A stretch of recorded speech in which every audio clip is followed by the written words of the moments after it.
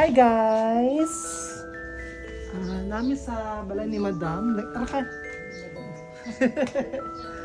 Nagkamuno mi og ribbon din ni. Og gitagaan ko og kuan. Dragon fruit. Ni Ma'am. Gamay ra kay siya pero karon pa ko makatilaw ani. So far in my 35 years of existence in this world, I have the chance today to taste what is like to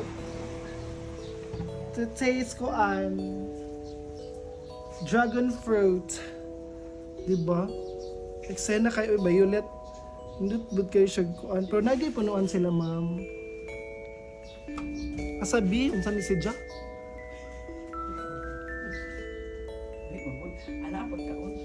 Lami. Lami, uy. No? Karoon pa ko kakaon ani.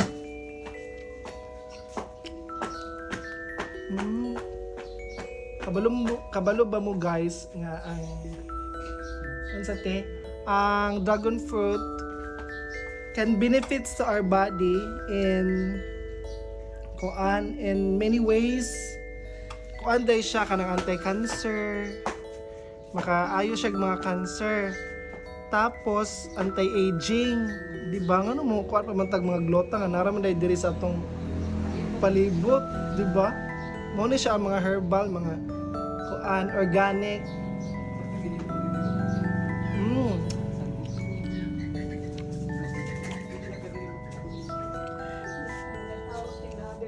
Fresh kaayo.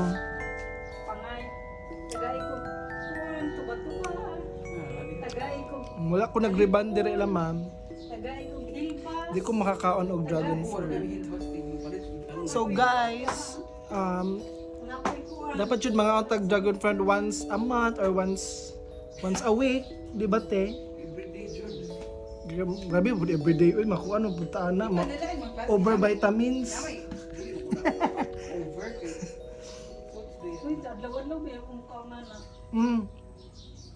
Magpakuan po dahil siya sa BP kanang magpa normal sa imong BP, then control diabetes.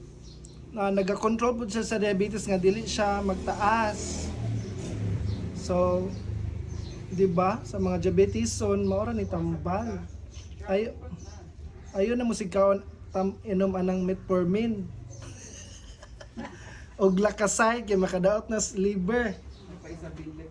Oh. Loy po kay mga senyo mo tumar-anak. Ini na lamang. Ano naman ta?